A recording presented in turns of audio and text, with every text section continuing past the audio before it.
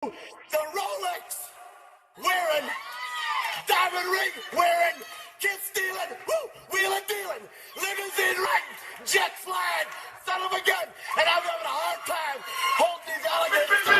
You're talking to the Rolex wearing, diamond ring wearing, kiss stealing, wheeling dealing, limo jet flying.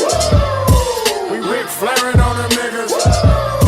We Ric Flairing on them niggas. You talking to the Rolex wearing, diamond ring wearing, kiss stealing, wheeling dealing, limo jet flying. We Ric Flairing on them niggas. Yeah, we Ric Flairing on them niggas. It's apparent these girls staring. I'm Ric Flairing, gold across my chest. I'm fresh to death, I'm Paul Bearing, not at all scary. One eye open like Betty Wops that find to these Urkels that's going in like a carry shot.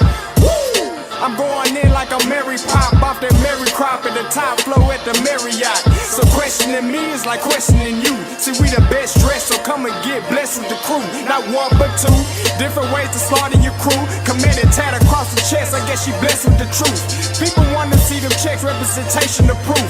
Living through my elders trying to resonate to the youth. But ain't nothing to get my flash on. Longevity is heavily embedded in my melanin. Layman terms, I last long. My grind repetitive, I'm smoother than real silk. Lyrical cash cow who can't cry over spilled milk. We in here. You're talking to the Rolex wearing, diamond ring wearing, kiss stealing, wheeling dealing, limo jet flying. We Ric Flairing on them niggas. We Ric Flairing on them niggas. You talking to the Rolex wearing, diamond ring wearing, kiss stealing, wheeling dealing, limo jet flying. We Ric Flairing on them niggas. We Ric Flairing on them niggas. This ain't no normal situation, this preparation with greatness. Industry full of fakeness, it's really up for the taking. See, life is what happened to you, more so how you take it. Don't get stripped of your knowledge and mentally leave you naked. I like to live otherwise. I'm sorry that I'm fresh to death. I put the polo and apologize. See, black son, we ain't nothing like the mother guys. Quit to socialize, we organize, then we mobilize. Off the deep end like a scuba diver. And no confusion, just keep it pushing like Uber drivers. Business fresh just like a supervisor in a Gucci visor. Can't find a smoother rhymer. You're talking to the Rolex wearing, diamond ring wearing, kiss stealing, wheeling dealing, limo jet flying. We Ric Flairing on them niggas. We Ric Flairing on them niggas. You talking to the Rolex wearing, diamond ring wearing, kiss stealing, wheeling dealing, limo jet flying. We Ric Flairing on them niggas. We Ric Flairing on them niggas. Yeah, DQ baby. Shout out that boy nigga for that fire track. Hey, Black Sun, sun up. What's up, Vinny Vegas? What in Vegas? Yeah. Shout out Pharaoh's Kids, D-Phase, yeah, Bubba C, yeah, Ric Flairing on them, Ric Flairing on them, Ric Flairing on them, Ric Flairing, son up, baby. You gonna dig this. Hey, yo, Scotty, you going crazy for this one. We see what you're doing, we salute you. Hey, let's get it started. It's Backpack Capital One. What's in your wallet? Got a call from my man A. Scott. I said I got it. Love that you highlighting all of these black colleges. Try to pay me for doing this. Look, bruh, if you don't get off my line with that foolishness, voice of the swag, pull up where you at, no cap. If the Brody is speaking the soft facts. My advice, tune in to every show. Captain Petty, but we know that the sergeants with the smoke. Speculate, just tell me what is we doing. Get into it, okay, look, I'ma say this and keep it moving. My boy Scotty, man, he offered the least. Black grad, paying college, I'm glad that he called me. Walking cause we all been taught that talk is cheap. Even primetime knows Scott for the HBCU streets.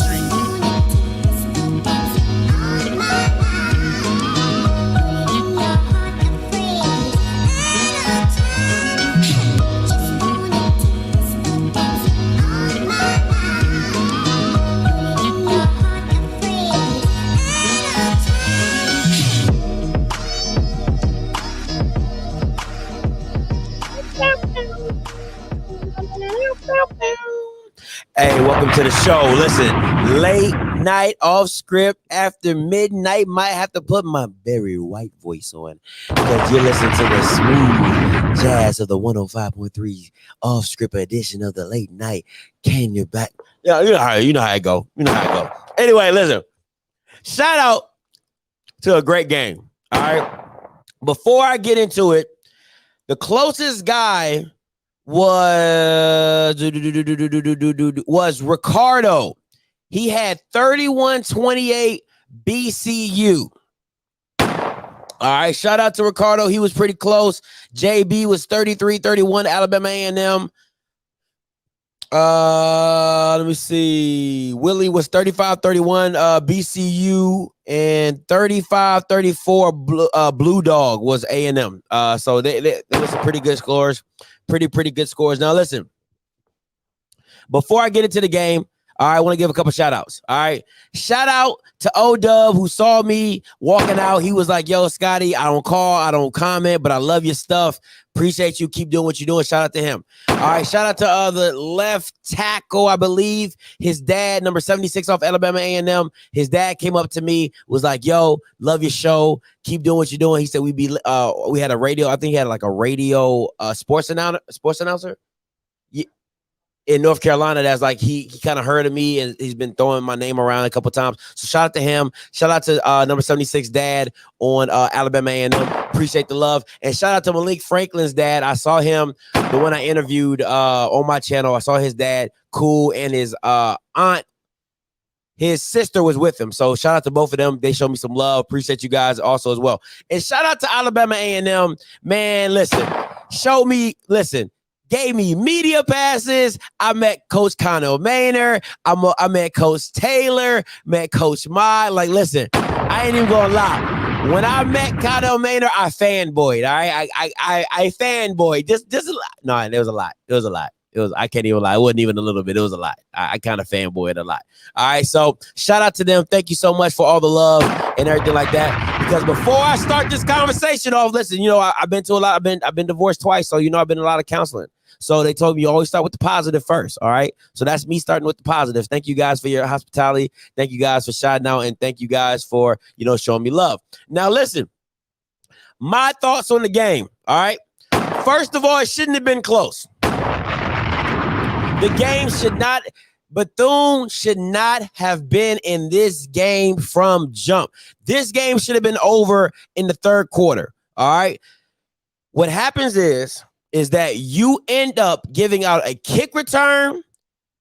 You end up, pretty much stalling out in the third quarter. You only scored 3 points in the whole second half. All right. So you stall out in the second half. It was just one thing after the other. And God, the discipline, the penalties, the defensive penalties were just stupid. Flat out undisciplined penalties. You can't have a weak defense, and on top of being weak, you cause that many penalties. It's ridiculous. If I'm Coach Maynard, I'm happy we won, but that's not our best football. All right. That's not even close to being our best football, offensively and defensively. Now, I've said on this channel numerous of times, if the score doesn't start with the 3, you're not calling the right game for Alabama A&M. And I was correct once again. They put up 30. They put up 30 in their sleep. They put up 27 in their sleep. Okay. They did that sleepwalking, moonwalking backwards. They put up 30. That's just what they do. All right. And I told the funny thing is I told Coach Taylor the same thing, the offensive coordinator. I said, listen, I believe in y'all. If y'all don't put up 30, there's something wrong with y'all. All right. So that's my thing. Now, getting back to the game on the Bethune side, right? So shout out to Bethune. Shout out to Bethune 1 for making it a game because it should have been over in the third quarter. They should have not gotten up off the mat in the third quarter, but you let a team in, you let them get a second win, you let them get some hope. How do you score a touchdown in the second half, at the end of the second half, come back out and get the ball and stall out? That's where the game was over. You score a touchdown right there, game is over. Game is over. Okay? Listen, that has to be a statement drive. Listen, get off the field. You don't belong on here. You don't belong with us. Now, let's be real. That first half was I'm at the game. I don't want to hear shit from somebody talking about it I was at that rain was coming. Do you hear me? Pouring down, raining, and Alabama A&M looked like it was dry.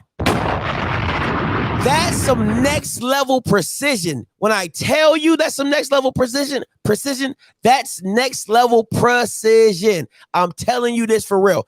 They made it look like it wasn't raining. And when I tell you it was raining, oh man, it was raining. It was raining. Hard as hell. Okay? And you could tell because Bethune looked shook. All right. Now, and I told y'all Patrick is, I don't care what nobody says, bro. Patrick is not that guy. You can call it what you want. You can call it how you see it. He didn't start playing well until the rain shored up. It didn't come down as hard in the second half. That's when he started looking a little bit better. But Patrick's not that guy. And I stand on that. All right. Also, can we put some respect on running back Quarles? That running back Quarles, listen, he is different. Both of the running backs. Listen, okay, let me get into my my baller awards and should have stayed home awards. Okay, I'm gonna get into that real quick. Let me close this out because I can't believe I ain't got no callers. This is funny. All right, so I'm gonna reopen it just to make sure it's not broke.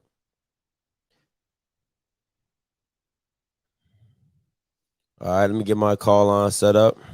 All right. You are the only participant in the conference. All right. So these are listen, baller awards, and should have stayed home awards. Okay. First up, baller awards. The only person on the defense I'm giving a baller award to, the safety number 48.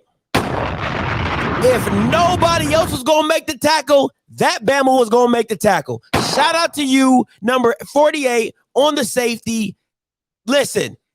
He was saving lives, okay? First responder saving lives because he was the last hope of defense on them tackles, and he was the only one tackling Bama's by himself, okay? By himself. I mean, it was ridiculous. I'm like, yo, this 48 is everywhere, bro. Like, he saved at least 2 breakaway touchdowns from Bird, like, for real, like, by himself. Number 48, you're the guy. Shout out to you, baller award. Should have stayed home. Leave this man at the house. Kick his feet up. Give him some bonbons. Give him some Thin Mints. Let him watch Pretty Woman and leave him at the hotel. Do not bring him to the game. Okay? Don't bring him to the game. He was getting burnt like white people cooking chicken. Burnt. Toast, no butter, okay? Burnt. I'm like, bro, what are you doing? I mean, it's like 3rd and 15. How do you let the dude get behind you? Explain that to me. How, Sway? 47. Be better. Do better.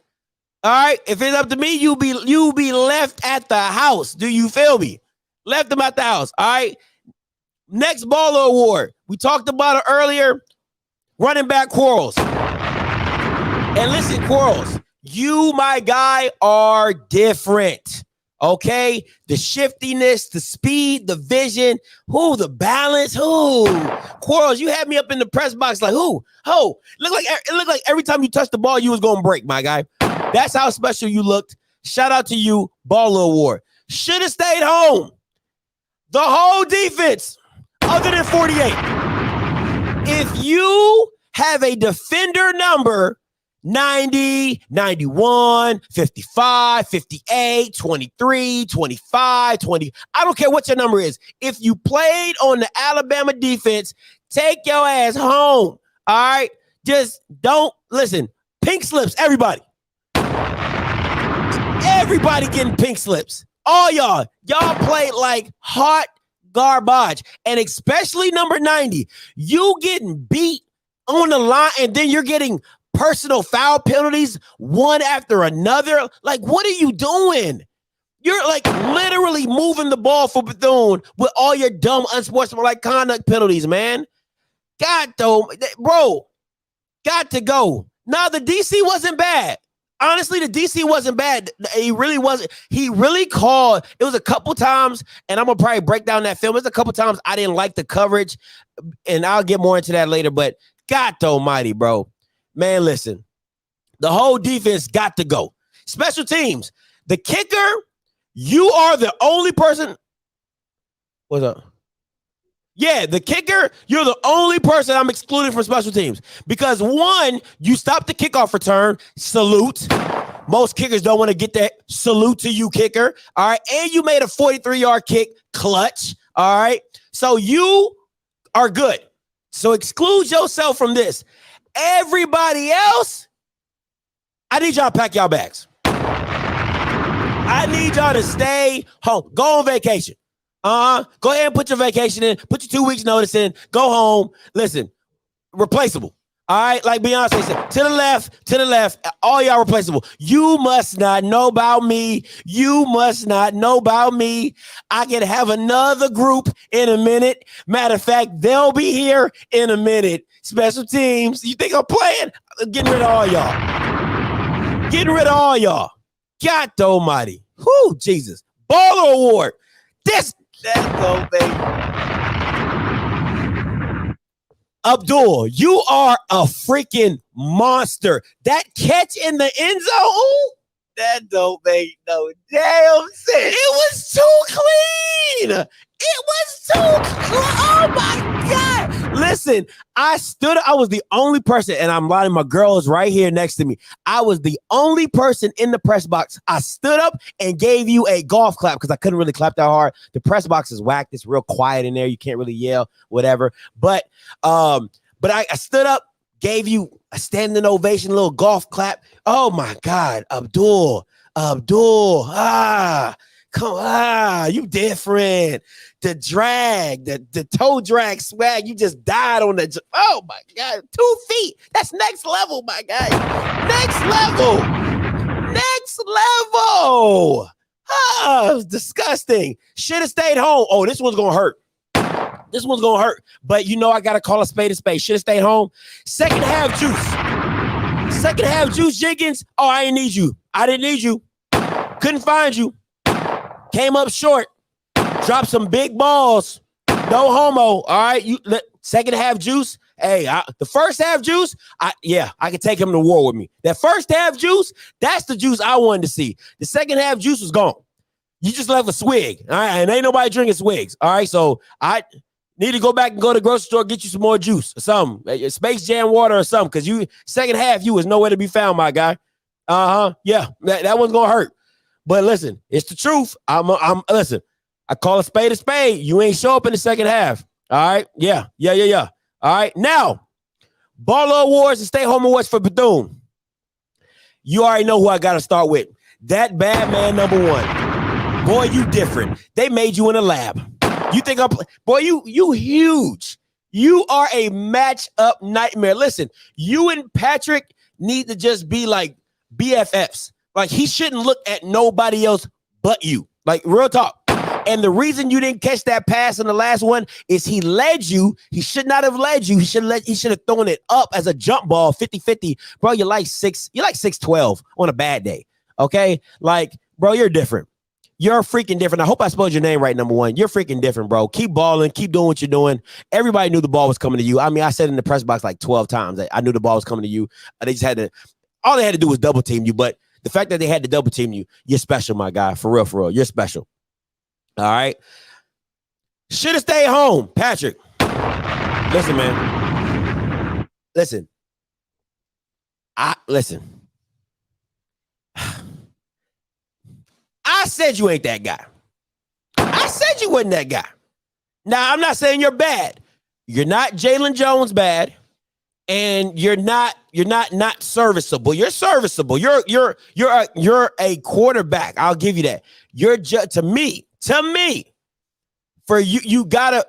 That's a game. That 3rd and 10 you missed like flat out. Like you can't do that. You can't. To be that guy, you got to make that throw. It's just little stuff like that you got to be better at. All right. And if we're being honest, there's a couple turnovers you should have had that just didn't go that went your way. All right. So let's not act. All right. So should have left you home on the couch eating bonbons, but I don't think they got no other quarterback to go to. So yeah. So you're not bad. All right. And so don't get me wrong. No, I don't want you to think like you're definitely not bad. You're definitely serviceable and they can take you to battle, but you got to be consistent. You got to be more consistent. That's my thing. Consistency. I need that to see that across the board. This guy right here. Hey, you like muscle hamster times 2. Okay. You're short, stocky, little boy. You like the Energizer Bunny, boy. You just do not stop. You just don't stop, man. You just don't stop. You are and I said that I don't know how many times in my pregame show or I said you have to stop 5. You have to stop. That's probably the only thing about the defensive coordinator of Alabama A&M that I had to hold him on the hook for. You knew what Bethune was. Bethune is 5. They are literally 5-1, 1-5, 5-1. That's it. You stop them 2. Listen, I would literally like double team 1, load the box up against 5, and everybody else, but you can't trust them because you got 47. So never mind. Don't even forget what I said. Forget what I said. All I know is that boy Bird is special. You're special, Bird. Keep doing what you're doing, my guy. Had a hell of a game. Special. All right. Those are my awards. And my last one, should have stayed home award. As always, a swag kicker. The Bethune kicker. Stay your ass at home. Don't leave your kicking shoes at the crib. Pick up a bowling ball. Pick up a tennis racket. Stop kicking. All right, just stop kicking. Let's just leave it there. All right, going to my first caller. Hey, caller, you loud. Talk to me. All right, just stop. Hey, you forgot somebody. Who? That's a baller. Who? For Alabama A&M. Who? That damn punter. Hey, he almost dropped that jump too. Punter. The one that he bobbled and still got it off. That was huge. That was huge. Yeah, that was huge. But honestly, no, wait, Coach Green. Wait, Coach Green. I can't really give it to the punter because this is the reason. The punt returner, he never wanted to catch the ball. He kept, and everybody in the press box was like, bro, just catch the ball. Like he kept letting the ball dribble, and that's how they always got in those tough field goal. I mean, the tough down. I mean, like be at the 10, the 9, the 5. I'm like, bro, if you just catch the ball, this wouldn't even be an issue. But yeah, true. But you gotta give him props for how he placed the ball though, and kept it under control enough where it didn't go in the end zone. Nah, I can't. Runners. Let's talk about this quarterback you talked about. Let's talk about this quarterback. Let's talk about that. Hey, huh? Let's talk about it. Let's talk about him. I'm not gonna. Hey, listen. All right, let me start. He, like you said, he's serviceable, but I wouldn't put stay at home. He's serviceable, and that's what I was saying from the jump. I say he's serviceable enough to beat Alabama A&M. And then Alabama, if you want to be honest, Alabama A&M should have lost with all them penalties they had, bro. All them penalties he had. So he's better than who? A lot of quarterbacks that's in the SWAC. Yeah, I mean that's not saying much, but yeah, okay. It's real. I mean, listen, the way he made some nice throws. What nice throw? What nice throw? He made a couple nice throws. What nice throw? What throw was you was like, oh my God, he put that on the button. Let me know. I watched the whole game. Nah, it ain't no oh my. I watched the whole game. Okay, so what throw? Tell me. But hold on. But you also gotta look at this part too. His receivers did drop a lot of his balls too. That's not what you said though. In the hand. That's not what you said though. It's not what you said. You said he made some throws. What throws did he make? Name me a throw that you was like, oh damn, that boy slung that jank. All right. I can say this one, but the receiver dropped it. When he put it over the DB head to the receiver on the sideline, but the receiver dropped it. The one that almost looked like it was about to get picked off? Yeah. That wasn't. It wasn't. Yeah, but kind I kind of give you that one because even when I was looking at it, I was like, oh, that's pick city, but it kind of hung up in the air long enough that it didn't get picked. Yeah. But I mean, if that's the one you're going with, okay. But I'm just saying, but I ain't never say he's like, one thing I ain't never said he's a kill glass. I didn't say you said that. You said, Scotty, But the dude from Bethune, he's nice. You seen him? This is what you gotta look at. This is what you gotta look at. I was saying after watching him, he's good enough to help them win the game against Alabama A&M. This is what he is. He's not good enough to win you a game, but he's bad enough to lose you a game. You just need him to be okay. You don't need him to be special. I just need you to he's not the guy to drive you down and win you a game. He's not that guy. I wouldn't even put that pressure on him, right? I mean, what I mean by that is just like how a kill can boom, boom, boom, boom, like pick you apart, pick you apart. Oh, that's a different type quarterback. You see what I'm saying? But he's not. Yeah. But he's not bad enough to lose you a game. So he's like right there. I'll put it like this. Go ahead. This is why I should have said when me and you talked earlier about him. I should have said he's like a Trent Dilfer that's, not gonna hurt you too much, but ain't gonna turn around and try to win a game in the last 2 minutes, but will keep you in the game. Is that a good? That's not bad. That's not a bad one. I would go. Yeah. I guess I can rock with that. I guess I can rock with that, Trent Dilfer. I guess I can rock with that because nobody's coming up in my head right now. But like I said, like I told you, he's not special. I saw that from film. I was like, he's not special. I wouldn't. Hey, one thing I was gonna never say. I was never say special because if I would have said that, you've been on me like. Boy, right on right. You would not have called in tonight because I would have been like, "Ooh, where's special at?" No, I would have called in and took it. I would have been like, "Where's special at?" I was like, I shouldn't have said it. But I'm also say this though, that doggone Alabama defense, bro, it's trash. Almost cost them boys the game. It's trash, bro. They almost cost the boys with them penalties. It's trash. Cost the game. They're so undisciplined. They are like, how can you be so bad, like this bad, and then be undisciplined at the same? Like that's what made it so worse because it will be a situation where you got them where you want them, 3rd and 12, 3rd and 15, and you're tossing them to the ground. Like for what? He stopped.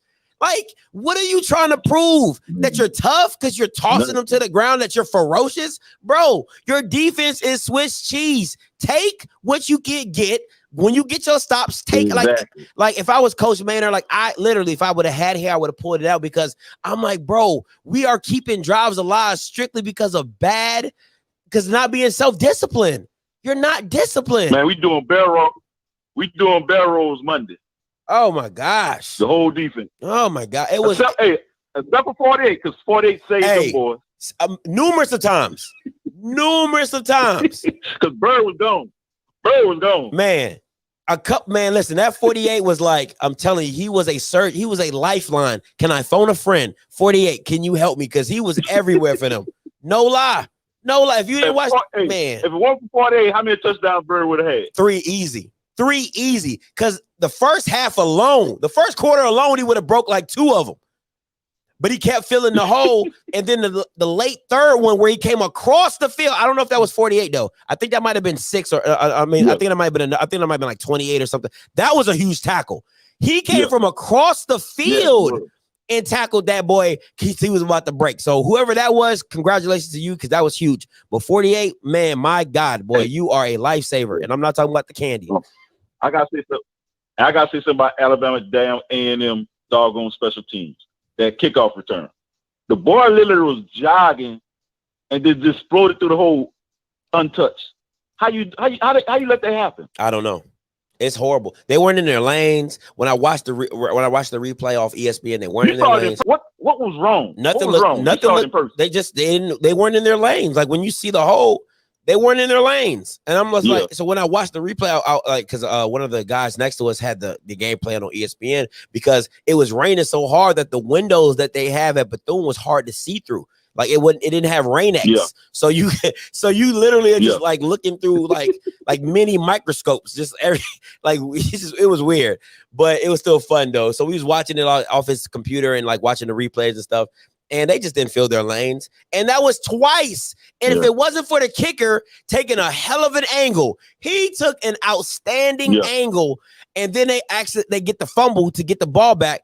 That game could have been, man, listen, Alabama A&M could have lost that game so many times. It's ridiculous. And they still pulled it out in the rain with bad defense. Like, you listen, A&M to me is like, it's like Patrick Mahomes, right? And this is what I'm saying. They remind me of the Kansas City Chiefs. They play around, they play around, and then when they turn it on, it's like, bro, why y'all just do that from the beginning? Like, why couldn't y'all just do that from the beginning? But it kind of happened backwards. Like they turned it on real early in the game. I mean, they looked sharp. I was like, it didn't look like it was raining. I was like, is it not raining? But then you come out at a halftime and look dull. That's what I was tripping on. I was like, oh, this game still ain't about to be over in the first half. And then the kick return happened. Yeah.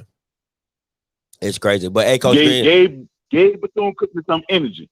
Oh, yeah. And they start believing they could win. Hey, shout out to listen, first of all, shout out to whoever the DC is at Bethune, because he made some hell of adjustments.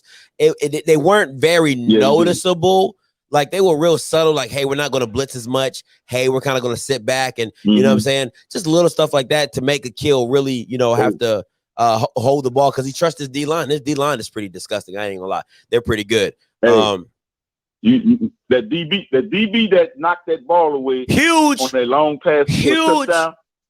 Huge. He get an award too. Yeah. I'm gonna call that award Super Saver Day. I want to say Super Saver Hole, but that's not. I should go like the Super Saver Award because he saved that was the game. That was the game right there. That was literally the game. That could have been a backbreaker. Yeah, that was the game right there. And what I didn't like is that, and this once again, this is my thing. That's why I have a slight affinity for the JSU receivers because they go attack that ball. They go up in the air and grab that ball. He was waiting for it to come down, which gave the DB an opportunity to go up and swat it down. Now that's the only thing I have wrong with that play is that I felt he should have attacked that ball, with his hands, grabbed it, and whoop-de-whoop. But other than that, man, it was a good game. It was good. 85 dropped another one in the end zone though. 85 dropped another one when he jumped. It was in his hands. I don't remember that one, but I gotta let you go, Coach Green. Gotta let you go. Thanks for the call, my guy. Hey, this is my last thing too. Gotta let you go. Hey, caller, you live. Talk to me. What's up, Scotty? This is Nigel from Huntsville. What's up?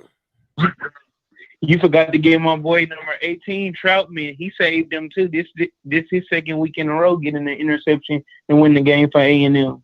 They got from Louisville. The transfer. He's the one that came across the field at the end and let him turn around too. Listen, bro, I can't give it to him. No, everybody and their mama knew number one was getting the ball.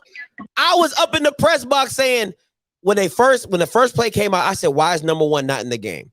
I said, you got to call a timeout and get number one in the game. What happens? They call a timeout. I said, okay, they're going to put number one in the game. I'm literally walking my girlfriend through the whole play series. I said, hey, they're going to put number one in the game. He's the best matchup. I said, they're going to go to him because it's a security blanket. They line him up. I said, you got to double team him. I'm telling my girl this. She's literally sitting. I said, babe, you got to double team number one. She's just like, okay. She's just listening because I just like talking. She's like, oh, okay, cool. She don't know what I'm saying, but she's like, okay, cool. So, and then once again, they run the play. They throw it to number one. No shit, Sherlock. You was going to go to him the whole time. Like, he's your best matchup and the biggest matchup you have. So I'm glad that Troutman knew that was coming, but it was he threw a bad ball. That's one. And two, he caught it. Congratulations. But where were you the rest of the game? No. Where were you the rest of the game? I'm saying he should have won it too, because if he wouldn't have saved them off the running back once he got loose, he was the one that ran across the field that made him turn all the way around and spin, and then number 48 finished them off. But he did a lot in the first half where he had some deflections and stuff when they first came out, when they had them first few stops. Okay. Or whatever. And I think he got a pick in the first quarter too. Or he hit it in the air, and I think they reversed it because of a flag.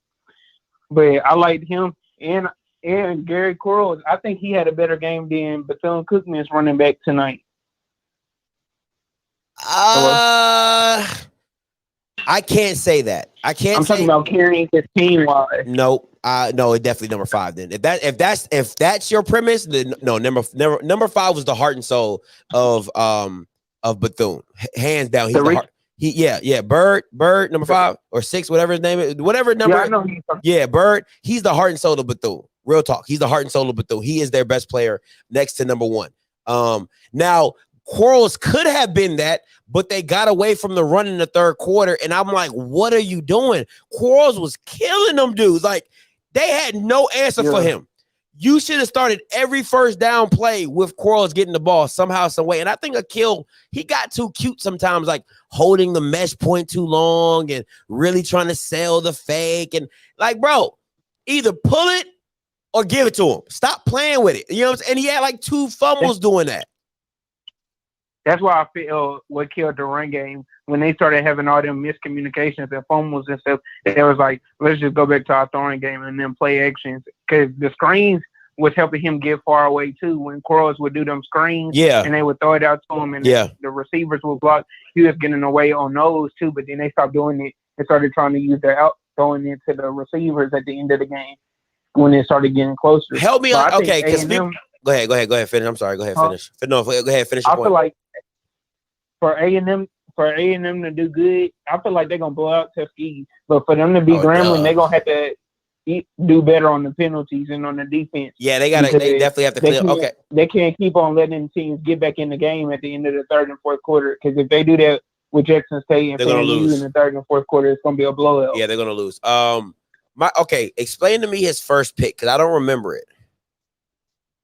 You said his first pick. Yeah, it was when they were in the end zone. They were like on the 10-yard line when it was raining hard when they first got the ball, and then he threw the pick, and then that's when A&M came down and scored their first touchdown. It was like at the beginning of the game. I think it was either when they went for it on third down. It was like 3rd and 15, and they on the own 10-yard line, and he threw an interception, and that's when Quarles came in and scored. Yeah, I remember that. That to me, that I don't know. I have to go back and watch that one, because I really do not remember that. But that's why I said if it wasn't for him in 48, they basically saved the game for him tonight. Because I don't even think they need to let numbers 92 or 75 start next week by the way they was playing. Because 75 on the offensive line gave them a whole bunch of penalties in the first half, and number 92. It's like every play they ran on defense in the second half got a penalty. This is my thing. My issue is the D line. Like they all, if I'm being 100% real, they all look like a bunch of Niles Gaddies, and they don't know how to turn the corner. Like they don't know how to flatten out. They don't know how to dip. They don't know how to. They literally have no technique to get to the quarterback. Like they just kept run. Like it seemed like everybody was just running past them, and I'm like, what are you doing? I don't understand it. I really didn't understand. I'm looking like, when is somebody going to touch this man? Like literally, like beat your block. He don't see you, and you just mollywop him like boom. Like, okay, yeah, we got you. I didn't see it. I did not see it. I'm just like, wow, this is really. And now if you start matching up, well, Jackson State is a really good pass protecting team. So, you're playing into a strength. If you don't have anybody that can beat one-on-one blocks, you're playing into their strength. Now, run blocking, they can't do that for shit. They can't run block for nothing.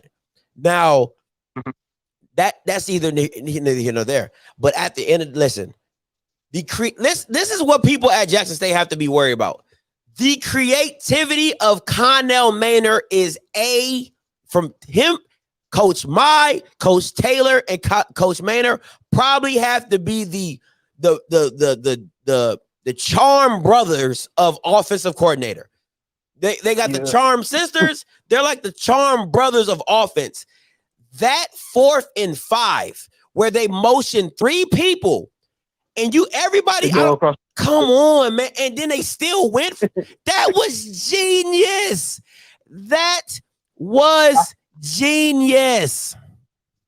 To to me, Dwayne Taylor, he's basically Coach Dwayne Taylor. He's the Steve Sarkisian of the SWAC. Because if you look at most of the games that he coaches on the offense, when the game gets close, it's like that's when him and Maynard develop the best offensive plays that they got. Man, whatever. Like every time it seemed like Bethune-Cookman was finna take the lead, once they got on offense, they would do that one play and then they would score again. Man, listen. But I feel like what's killing Go ahead. A&M, we're really missing Marcus Casheen. I don't know if you remember him. He was yeah. last year. The one that went to Florida State. Yeah, the one that. No, he went to Florida State. Yeah, he went to Florida State. Oh yeah, but they're really missing him on the defensive line because I noticed that against the South Carolina State game, he was really like they bread and butter where he would come off the end and would get a lot of stops, but they don't have that like it guy on their line this year. It's like they can get a stop, they can try to get a stop at the end, but they solely depend on their secondary. Mm-hmm. Like if their secondary didn't get that interception, I think the game would have been over. Listen, Bethune-Cookman probably would have beat them if they didn't get that interception at the end. And that targeting play cost them too. Oh my God. The dude is already on the ground. What are you doing? Like, that's just stupid stuff, man. Like, just stupid. Like, I'm in the press box and they keep telling me, sir, you can't root. Sir, stop that. Sir, can you please settle down? And I'm like, oh my God, this is the last time I'm coming to the press box. I said, y'all no fun. This ain't fun. This is boring. I want to be like, oh shoot. Yeah. You know what I'm saying? But it was just dumb stuff, man. Like, if they clean up the dumb stuff, this game is not even close. Go ahead. Yeah, I'm gonna make sure when Jackson State and FAMU play A&M, there I'll get you some press box stickies because they showed that you shot at A&M. Because I know my dad was about to pass out when A&M played South Carolina State on that last play, and they almost beat them. Man, listen, I was man. I just hope they don't play. I hope they do. What's the name? Is going to be a good tune-up game for them, though, Tuskegee, so they can actually get better before they play Grambling and Jackson State. Because that Jackson State and FAMU back to back, I feel like one of them is going to beat them because they're gonna come out banged up after they play the Jackson State game. Yeah. Because I really feel like the SWAC is trying to build that game up to make sure both teams are undefeated. Because then that's gonna feel like a SWAC championship game. Facts in the regular season. Hey, appreciate the call, my guy. All right. Like a SWAC championship game. Hey, caller, you live. Talk to me in the regular season. All right, let me turn this off here. All right, yeah, Coach Stewart here. What's up, Coach? The biggest problem I see for both teams from the fan viewpoint is the hype that the game got in the beginning and the dullness it became in the end. The other thing is that for any pro scouts who's watching that game, I think they're going to say, well, wait, hold. These people they're saying is in these black colleges must not be on these two teams, you know. So that was kind of, they took a hit there, you know. The other thing is that I'm sure this coming week, a lot of teams going to show this game and say, look here, I know y'all not scared of this. Look at all of this. This is what y'all been scared of? No way. We can beat this, you know. So I think that the coach on the sideline for Alabama A&M, you know, I think he got really frustrated with his assistant coaches too. You could just really see it. I mean, he was making faces going up and down the line. So at some point there, I think the kids themselves kind of picked up on that, and they all got frustrated. What do you think? Well, I didn't watch the TV copy, so I couldn't see that. So that's something. That's something. I was at the actual game, so that's something I can't speak on.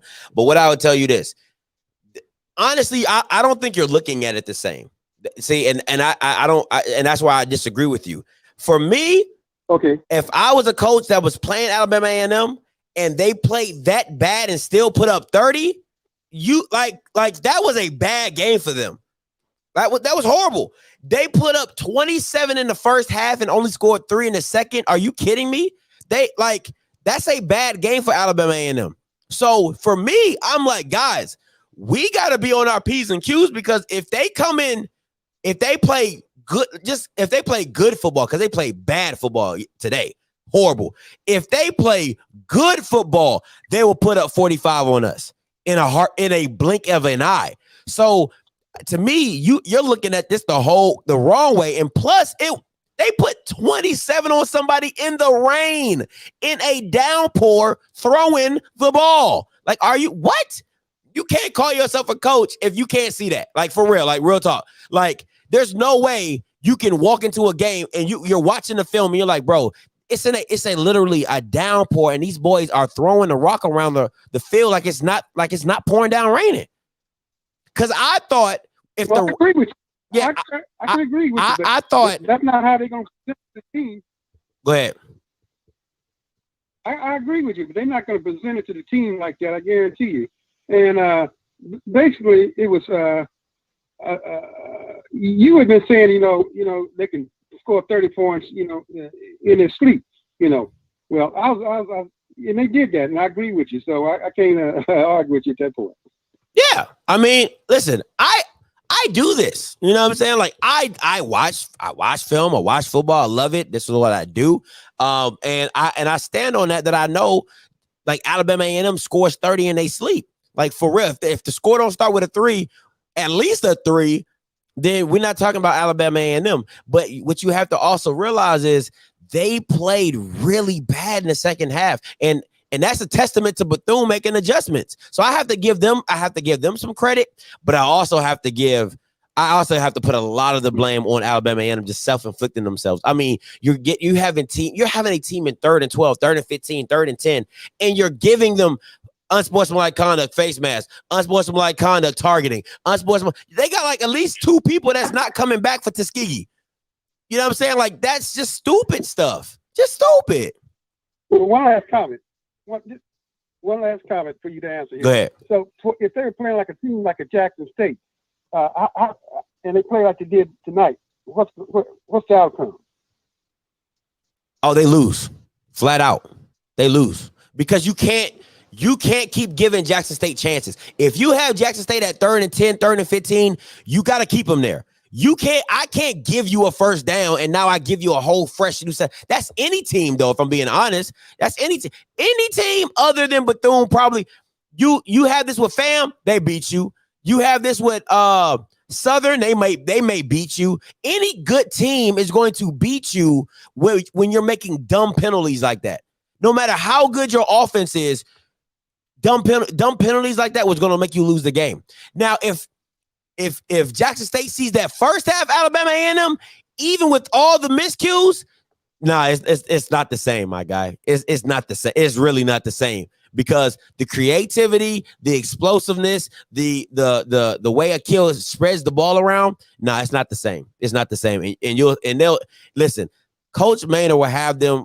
Coach Taylor, Coach Maynard, Coach Mai, they will have them ready for that game. They don't want to overlook anybody. Like you said, respect all, fear none. So I don't want to skip over the Grambling and Tuskegee games like they don't matter. But that Jackson State game, if Jackson State comes in with 1 loss from ULM or whatever, that game is going to be epic. Epic. Thank you, man. All right. Appreciate it.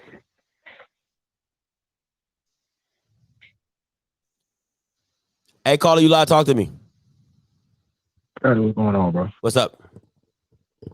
First off, I give credit where credit due. Earlier today, you were talking about how the weather was going to play a factor. And it is. As far as Bethune-Cookman is concerned, I mean, they knew number 5 was their best athlete, man, and they rode him the best that they could. In a more obvious situation, they threw it to number 1. It was extremely one-dimensional. The quarterback was average. So as far as the weather is concerned, I think it affected A&M more than it did Bethune. It kind of played into what they were doing. But I wouldn't be too worried about A&M, man. If it was dry, man, I think it would have got out. It would have been a track meet. God, though, mighty would have been a track meet. Yeah. It would have got out of here quick, man. So, I mean, I know a lot of people kind of glad that, you know, and the game was closer than what it was, but I wouldn't get too excited, man. A&M is exactly what they I mean, their defense did what everybody expected them to do. That was no surprise. I like that. But I mean, bro, I mean, either way you slice it, man, A&M is for real. Everybody keep talking about Jackson State. They got them DBs, and they do got them DBs. But let me tell you, man, as an ex-football player, even when you got all them DBs across the board, when them guys start motioning and playing, it's hard. Whether you're the best DB in the country or not, bro, it's hard to play man-to-man for 4 quarters. So don't just think that them jokers going to come in there because Deion Sanders, their head coach, and they got all these DBs and they going to light it up. It's more of a challenge for them to cover them 5 receivers than it is for them guys to get open. Believe that. Man, listen, you're speaking bars right now, because what people don't understand is what team has the level of talent at 5 wide that Alabama A&M has. No team in the SWAC is bringing heat. Like, come on, Abdul, Big Play Zay, Hilaire, the tight end, Juice. I mean, Quarles. I mean, we can keep going. They have talent, which JSU prides themselves on and saying, "Oh my God, we have a great." They got the same thing, and they've proven it over a long period of time to say we produce. This is not a fluke. This is not a one-off. We're not surprising anybody. You know what we're gonna do, and we're just better at it than you. We're better, and we got a better quarterback. And then on top of that, exactly. And on top of that, and that's what people fail to realize. They just think that the wide receivers and the DBs is going crazy, man. When you got a quarterback, man, that can read, that rarely makes mistakes like a bro, I'm telling you, it's gonna be a long day. So I get the whole Jackson State defense and all that. It's gonna be a good game. I'm an A&M guy. I'm an A&M grad. It's gonna be a good game. But don't just think for a minute now, because they got these 4-5 stars and they all over YouTube that they're just gonna light it up. I'm telling you, because they DBs ain't been challenged yet. They keep talking about Nugget, but they ain't been challenged yet. And I'm telling you, 5 wide, they got 4 DBs. They got 5 wide. Man, are smart. They're gonna mess around and keep talking about these big dog linebackers they got. And don't nobody in the country know whether or not they can cover. They keep talking about 45 and 40. Talk about it. When you go 5 wide, one of them got to come out the box. They got to. Or your biggest liability is Shiloh, and you definitely don't want him in coverage. You definitely don't want him covering nobody. So let's not act. Let's not act. You know what I'm saying? No, I agree. I definitely agree. Hey, appreciate the call, my guy. Take care. All right. So I know what everybody wants to do. I've stated my points. I've stated my awards and everything like that. Everybody wants to talk about the matchup that's coming down the pipe. It's A&M and JSU. Let me tell you this. I want to be very clear when I say this, right? I have talked to numerous of coaches around the SWAC. All right? In different plays and I've talked to coaches outside the SWAC and I've talked to coaches inside the SWAC. They've all said Jackson State D-line is not all world. How they get you, because people say, oh, they're pass rush. Well, if you really watch the film, if you really watch Jackson State's pass rush, at the core, they never just run 3. They never just rush 3. They rarely just rush 4. It's always 5 or 6. And then they just man up straight up in the backfield. So that's not really a pass rush. It's just that, okay, your offensive line needs to communicate on who to pick up. They don't communicate well. We blitz and we win. That's literally what Jackson State does on 1st and 3rd downs. They line up. They pretty much put 2 in the A gap. They put 1 outside, and they make you, pick your poison. How are you going to block this up? Can your running back pick it up? Can your running back not pick it up? Can your offensive lineman, you got 2 on 1? Okay, one person's coming wide open. Like, that's what you're dealing with on a constant. JR, I'm not picking up the phone for you so you can just hang up, bro. I'm not doing it. I gave you 3 calls yesterday. You were just on some next level stuff. I don't have time for it today. So go ahead and hang up, JR. Just go ahead and hang up. It ain't happening today, my guy. It ain't even happening. Just go ahead and hang that up. Maybe next time. Not today. All right. So that's my thing when it comes to Jackson State, right? So you have this so-called pass rush, but if you once again, like, a lot of y'all fans don't really watch the film. If you watch the film, Jackson State rarely does just sends 3, just sends 4, or has a 4-down lineman. It rarely happens. So that is what it is. JR new man today. Yeah, whatever. JSU wins this weekend. We ain't losing. JSU is better than you think. No, they're not. Oh my gosh. Coinus Miller and Anton Evans or whatever. If they only sent 3, if they really played a 3-3-5, a traditional 3-3-5 that most teams play where they don't blitz every down, you can literally double team block. You could just double team block. You double team, and you can hold your blocks. But when you eliminate the double team and you make everybody match up 1-on-1, well, yeah, Coinus Miller 1-on-1 with my center is going to get his butt whooped.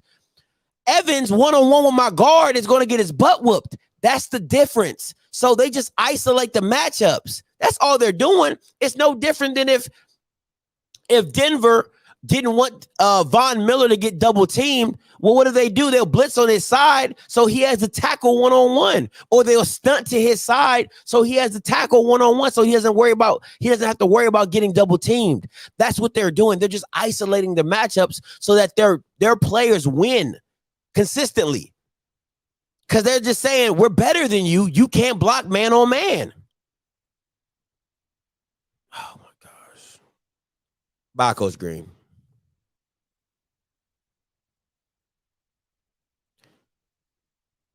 Hey, caller, you loud. Talk to me. What up, Scotty? It's Chuck B from Baton Rouge, baby. It's been a minute. What's up, Chuck B? Talk to me. Let me say this about the A&M game with Jackson State. I'm going to just go ahead and get this out of the way and make a prediction. The quarterbacks, I'm not going to touch it. The receivers, I'm gonna almost call it a wash. It's gonna come down to the line of scrimmage who can run the ball. I don't care if it's not raining, if it's cold out there, or if it's perfect. Mm-hmm. Like it was, I think, in the previous game. It's going to be a physical game up front. Who can run the ball? Mm-hmm. And I think it's going to come down to that. And I'm going to make another prediction about the SWAC this year. You're going to see some upsets.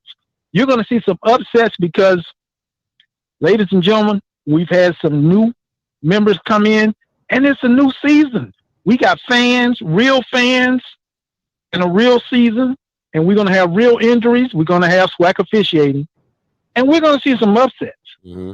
And I'm looking forward to it. I'm looking for the SWAC to be shaken up, and I think that's the way the schedules are going to come out. When you have a Jackson State and a Grambling and a Florida A&M, and you got them on your schedule, ladies and gentlemen, I don't see how you can ignore are my starters going to remain healthy, Scotty. Yeah, no, it's a long season. It is a long season, and I talked to a couple HBCU alums that play football, and they said that's one thing that they think that's going to kind of hinder Jackson State coming down the line. But I don't want to get too far into the Jackson State thing. I want to talk about if we stay on the game, I'm cool, but I'm not going to make it a Jackson State thing. But so let's talk about the game tonight. I listened to the coaches talk all week. They're very familiar with each other.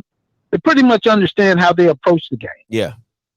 So I am a bit concerned about both teams play in the second half, because when you can win a game by only scoring 3 points in the second half, mm-hmm. and you can lose a game by not being able to take advantage of a low-scoring opponent like that. I don't know how you explain that, other than to say that maybe these players were trying to do too much. And I'm not going to put it on the coaches. They're going to fix this. Bethune-Cookman's going to fix this. A&M is going to fix this. All I'm going to say to all the players who are listening right now is go out there, young men, and execute. Listen to your coaches. And as far as the activity after the play, save it for practice. Don't bring it on the field. I love a competitive game. I think we all do. The only thing I'm going to say about this now, Scotty, is, and I have to say it, where are my honeybees, Scotty? We've been waiting on this the whole, Lord. You know how long I had to wait for this? Lord have all mercy. Last year, they weren't there. Where are they, Scotty? But we're going to be watching. You're going to see a lot of upsets in the SWAC this year. You know I had to do it, Scotty. I feel you. I appreciate it, Chuck. All right. All right, man. That boy's stupid. Where are my honeybees? Listen, Coach Green, do me this favor. I want you to find me a series in the Tennessee State game, right? I want you to find me a series in the Tennessee State game where Jackson State only rushed 3 down linemen. Find me that. A whole series, not one play. Find me one series. It could be first, second, and third down where they only rushed 3 people. And don't give me no garbage time stuff where the game's out of hand. And no. Find me a series. First, second, and third down consecutively. I'll take back to back. I'll even do you that one. Back to back where they rushed only 3 down linemen. Show me that. Don't talk about it. You say you watch film, show it to me. Period. You got all my information, my DM. You can screen record it. You can do whatever you want. Show me that. Before you come back on here talking that mess, show me that. Hey, caller, you live. Talk to me. Hey, brother, I got a question for you, man. What's up? Okay, you saying find you a series where they rush 3 players, right? And didn't blitz. Didn't blitz on top of that. Okay, well, let me ask you a question. You're not gonna find that with JSU, but you shouldn't find it. But do me a favor, name any team in the SWAC that consistently on third down line up man to man and tell you my guys are better than yours. What point are you trying to prove? I'm trying to prove what point is to me? JSU got the best cover corners in the country, not just in the SWAC. In the country. They don't. So why would they take don't. advantage of No, that? they don't. By No, they more don't. to use and block? No, they don't. No, they You said don't. what now? No, they don't. No, they don't. See, What do you mean? Listen, you're giving credit. The best corner on their team is Dejan. Everybody else can be got. Let's be very clear about that. The best corner they have on their team is Dejan. Everybody else can be got. The second reason is, this is how I know you don't watch film. And the reason is this: they're not playing against your receivers. They're playing against your quarterback. They're saying your quarterback can't throw against my DBs, because some of the receivers get open. I can show you plays where the receivers are wide open, like boom slant. If you see me, you hit me, like that type of stuff. So let's not act. It's just that the quarterbacks aren't capable of making the reads, nor are the offensive coordinators capable of making the adjustments. Like, what are we talking about? How do you beat man-to-man routes? Explain that to me, sir. How would you beat a man-to-man route? Generally on the slant. Or what else? There's plenty of ways you can beat them. I'm asking you. Keep going. Keep going. That's the first thing that popped in my head. But keep going. Man to man, the slant should be wide open. Okay. What else? Huh? What else? What else can you run? I mean, you can run a variety of different routes. That's my thing, and you don't see it. You don't see it. Go ahead. I'm trying to address the question that you proposed. What was that? The question that you proposed is why they don't rush threes down lines and they can't get pressure of running 3. There's no need to do that. JSU gonna play to their strength. They got shut down, bump and run corners, and they basically gonna look at you and say, mine is better than yours. Let me. So once again, Jackson State fans love to hear what they want to hear. What I said is that Jackson State's D line is not all world by themselves. I said what they do is they blitz to isolate matchups. That's what works best for them, because they feel one mano y mano, their D tackles and D ends are better. But if you just do 3 down linemen, they get double teamed. They're not as effective. That's what I said. So in regards to that, I said that's why they have to blitz. And then the coach said no. Coach Green said no, they don't blitz. They don't do that. Or they're good enough by them. I said no, they're not. Show me a series, and that's when I came at him. I said, screen record, do whatever you want. Show me a series where they only run 3 down linemen back-to-back plays. Because if you're that good. If your D-line are that good, it's nothing on first down to run 3 down linemen and be like, hey, we just sit back. Or even on second down, be like, hey, we just sit back and our D-lineman will get there. They don't do that. They blitz to isolate matchups. Because we JSU, we gonna bring it to you. That's cool. This is not a JSU show though. We got the best. This is not a JSU. This is not a JSU show though. Thank you for calling. It's not a JSU show though. Hey, caller, you live. Talk to me. Dante, what's up? Talk to me. What's up, bro? What's good? First of all, this started off HTT. You said what? Yeah, I said HTT. Hell to the Redskins. Oh, y'all won. Yeah. Congratulations. You beat a sorry team. All right. First, it is second one. We're about to start this right now. Alabama A&M played their worst game tonight. Facts. So for everybody did to think that this is the same team that's going to line up against Jackson State. Y'all are mistaken. So, no, they do not run just 3 straight linemen back-to-back plays. They never have, and they never will. So you just squashed that one. So you was right about that, Scotty. If they go rush back-to-back, they go and send 4 or they go send 3. Come on. That's how they always do it. Second, you ask how can you beat man-to-man? That's real easy. If the corner play up for you, you go deep. If the corner play back, go short. So that solves that issue. What was the other issue that was it being addressed? I don't know. I think that was it. Those two. But how you enjoy the game? It was great. It was great. It was super easy to get in and out. Most like any other games, usually it's super jam-packed. It wasn't jam-packed. It was a Thursday. Ain't nobody come out. It was raining. It was chill.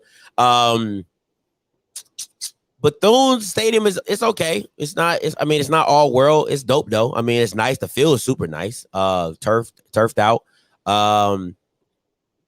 I think the most fun I had was that I was in the same hotel as Alabama A&M players. So, some of them knew me. So they, we would dap up and say what's up and stuff like that. So that was actually that was probably the coolest part of the whole trip, was actually being inside of the same hotel Alabama A&M was. And I got to see Quincy Casey. So that was pretty cool. You know what I'm saying?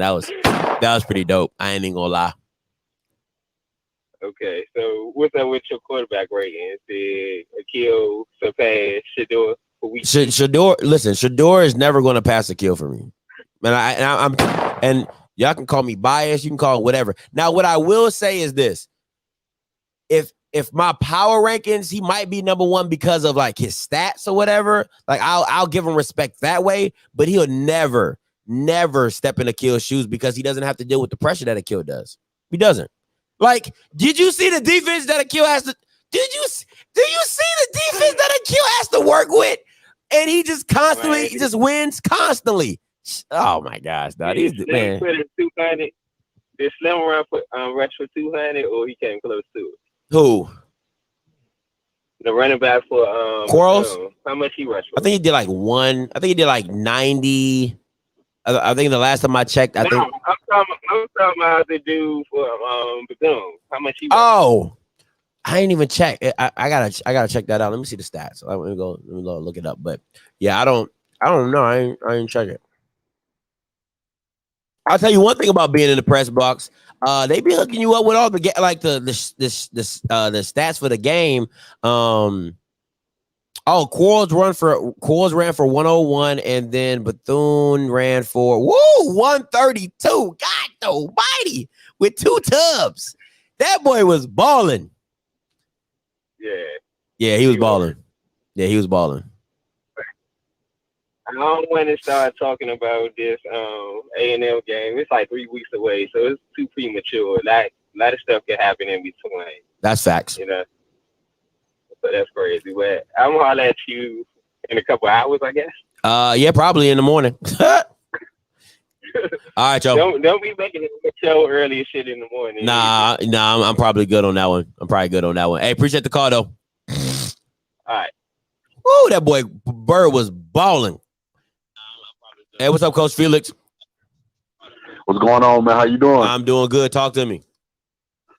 Good, man. For the A&M against Jackson State game, if I was Cornell Mariner, because, he used to be a quarterback at A&T, I'll do crossing routes and screens because, Deion like the blitz. You're right. There never been a 3-down lineman because if they only had 3-down linemen, I run right through that shit, Easy. Man. But you're right, man. Just crossing routes and screens. And then, I'll probably test Nugget time to time. And you're right, Shiloh's a liability. And plus, he can't tackle. All you do is go for a big hit. Wrap up, and sometimes they score on him. But I'll let you talk about it, man. You take care, bro. I appreciate it. Your girl's beautiful, man. You're lucky and you're blessed, man. God bless you, bro. I appreciate it, my guy. Hey, DeAndre, it's on you, my guy. Hey, what's up? Hey, I know you said Bethune's quarterback was, I called it Alex Smithish. Not good, not bad. Yeah. He won't lose. Yeah, I like that. I like that. I can rock with that one a lot more than Trent Dilfer. I like that. Alex Memphis. I like that. I do. That's a good one. That's a good one. Hey, do you think they need to recruit somebody? Because, sometimes you need a quarterback that's going to win. Like, I know you said he missed some throws. He missed, just to me, I think it's probably accuracy. Do you think his accuracy is good enough? Listen, or bro. You think they need to get somebody else in there? Because, the first thing about quarterbacking, right, is the confidence factor. You have to know you that guy, right? You can't, like, nobody can will you to be that guy. You just gotta. There's an inner sweat. Like, to me, that's why I love Joe Burrow so much, right? He just has a swag about him that's like, I'm the shit. I know I'm the shit. Even when I got a bad game, I'm still a shit. I'm still that dude. You know what I'm saying? So that's my guy.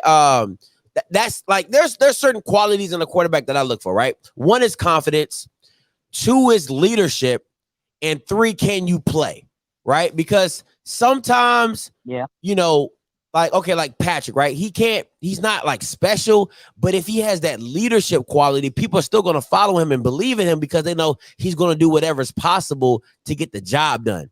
You know what I'm saying? So I think Patrick gives his team confidence because he can make throws. Now, he won't make them all the time, and they probably won't be like, oh my God, but he can make throws, and he makes pretty good decisions. So that's not bad. In the SWAC, that's good. Listen, in the SWAC, you take what you can get, because finding quarterbacks finding the Kill Glasses and Shador Sanders they don't grow. Quincy Casey's, they don't grow on trees. You know what I'm saying? Like, you got to get what you can get. So you're right.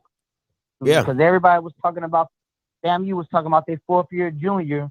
Like, he was the second coming, and you see where they at on the 4th year junior. Mm-hmm. And they still they shit out. So I just figured I'd ask because I watched the game a little bit, and then I got towards the end, but you was there, and I was like, and I mean, he's Alex Smithish.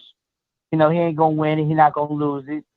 But if they had, they needed him to win it, because going against a Kill, you need a quarterback that can win it, because you're going against a Kill. Yeah. You're going against a pro. Now, so you need somebody that can win it. I agree with you. And when the moment got big, he shrunk. Yeah. And honestly, if I'm being even more honest, I would blame this loss on this last drive, because you had the chance to go win the game. So I don't care about nothing else about how the game went. You had the ball last. You had a chance to win the game. So based off that, I'm putting the blame just on this last drive.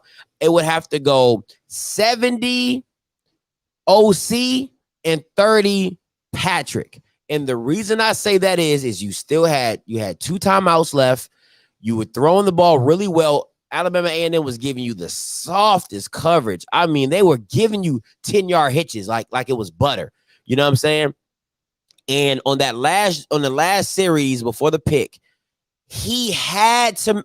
You needed it to be 3rd and 5 or 4th and 5. You didn't want it to be 4th at anything else. You needed to be 4th and 5, 4th and 6, 4th and 5, 4th and 4. That's what you needed to make them think, okay, they can run it. They can throw it to Kamani. They can throw another hitch. You wanted it there, and then he like threw it in the dirt. You can't have that, man. In those moments, you cannot have that. And I think they got a little too comfortable just thinking that, he's going to keep hitting these hitches. But Alabama A&M kept giving it to him, so I got to give it both ways. Like, Alabama A&M was just, literally just letting them go up and down. It's just bad all the way around. They should, if I'm being honest, Bethune should have won the game. If I'm being real, it should have either been one or two things. Alabama should have blown their ass out for real, or Bethune should have won that game. There's no in between for me. Bethune should have won that game at the end, but they didn't. So basically, take a Kill out. If Quincy Casey was on Bethune or Shador's on Bethune, they win. Because them the only the 3 quarterbacks that put that guy on. Yeah, they win. Basically. They win. You put Shador on that team, they win. You put Quincy Casey on that team, they win. They win. That's big. And I'm not even trying to be funny. I'm like no jokes, no nothing. Like, because think about it. Think about how many first down attempts they got off penalties. Just keeping drives alive. You get what I'm saying? Like, that's the stuff you got to think about. You can't give a good quarterback that much time. Yes.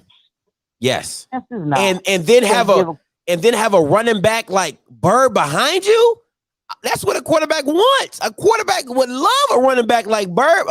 Hey, coach, can I just hand it off to him? I mean, he's doing his work. You know, like, come on, man. Who would not want that? 130 yards, 31 yards on 21 carries. That's NFL type stuff, bro. Like, that's 21 carries in college. You know, that's Derrick Henry. That's Derrick Henry type numbers. You know what I'm saying? Like getting 20, because, you know, in college, they try to keep you between like 10 and 15 carries. You know what I'm saying? Like around that type of, come on, man. That's, yeah. And think about this. Think about this. How shook Patrick looked in the first half. Think about, okay, their first touchdown came off a kick return, and I don't even know what their second touchdown came off of, and they missed the field goal. Oh, Bird ran it in. Bird ran the second touchdown in and a kickoff return. So that's 13 points that had nothing to do with the quarterback, pretty much. So you add a quarterback to maybe like a couple more plays in there, a real, I won't say real quarterback. That's not fair to him. Like somebody that you can really trust. And a quarterback as confident, and, you know, like, I'm one of them. I'm a talent person. Some stuff you just can't teach. Yeah. So you can't, you know, you can't scheme for talent. You can't. Talent is something that everybody looks good. Yeah, that's fair. So that's definitely fair. So, but okay, cool. I'm glad you enjoyed. I'm waiting for my Aggies to get. I don't like our quarterback. Don't like him at all. But that's a whole nother story. So, okay. Hey, appreciate the call, my guy. But cool. No problem. All right, please. This is my thing, right? Derrick Henry, bro. That's black. You see, once again, you guys just hear what you want to hear. I said carries like. I didn't say yards like. I didn't say, listen, I said carries like, because Derrick was getting 20, 25, 30 carries a game. Most college running backs do not get those kind of carries. They get about 10, 12, 15, couple screens. Like, that's where they stay at, because they're constantly circulating. They're constantly getting subbed out.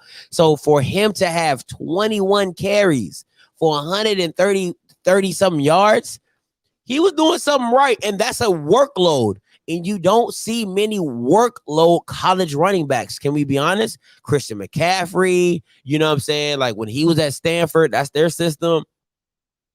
You know, Wisconsin, you know, like those schools are known for having power running teams. Most colleges do not do that. So no, I'm not saying that he's Derrick Henry. Nah, like, come on. But I'm just saying, like, that stat line, yeah. That's Derrick Henry's stat line, like 21, 132, 2 tubs. That's a Derrick Henry stat line. Let's not play, okay? I'm just giving him his respect in that, because, hey, shout out to Double Time being a new member. Appreciate you, my guy. So I'm just giving him a shout out for that. And all the people in here talking about, oh my God, let's talk about the Bethune and Alabama A&M. I did. I went through all my Bolo awards. I did all my stay-at-home awards. I gave you my thoughts on the game. I did all that. So if I want to dibble off into some other stuff, I can do that. And if you don't like it, go to sleep. Hey, caller, you loud, talk to me. Hey, what's up, Scotty? This is Steven. You know. What's up? Yeah, I told you I was gonna call, win or lose. Luckily, I ain't had to call. We ain't lost. So, happy about that. We were definitely. It was a good game. I enjoyed it. Bethune-Cookman played an amazing second half. That running back he told us to worry about did what he was supposed to do. Those tight ends, they used them like they should have. And our defense did a lot of bending. They did some breaking, but they held it down at the end, so we're pretty happy with it. Okay. Now, what are you looking for, like? What are some improvements that you're looking from Alabama A&M? Like, yo, we got to get this right. I know we know the defense, but be more specific in regards to the defense. I would say the defensive line play. Mhm. In the first half, our secondary did a decent job. We At the end of the first half, the running back, he did end up getting that touchdown, but we spotted them 7 with the kickoff return. So we knew our kickoff coverage was pretty suspect. We had a kickoff return touchdown against South Carolina State, so we were worried about that. But other than that, I mean, we can get that defensive line to do what they need to do. We should be fine. Yeah, man, listen, I think if you guys can find just one person that can beat a 1-to-1 matchup like mano y mano, it would change the whole outlook on your defense, because I like your safety play. Your corner play is a little iffy. That boy 47 is, if that's a starter, I don't even want to see your backups. I can't even lie, my guy. Like, if he's a starter, I gotta see what them backups look like, because he looked lost in the sauce. Like, he just looked like he was out there. You know how like them little kids, like again, a 6-year-old playing baseball and they be in the outfield like catching butterflies. They don't really be paying attention to nothing. They just out there. That's how he looked playing DB. I was just like, bro, what are you doing? Like, how are people getting behind you and you're 10 yards up? You're 10 yards off and people getting behind you. Make that make sense to me. So I think that would, Scotty, I would never publicly call out one of our specific players. I'll never do that. I'm telling you, because they chose to come to A&M and I support them, and I travel to the games. Only reason I didn't go to this one because they moved it to a Thursday, so I had to make changes.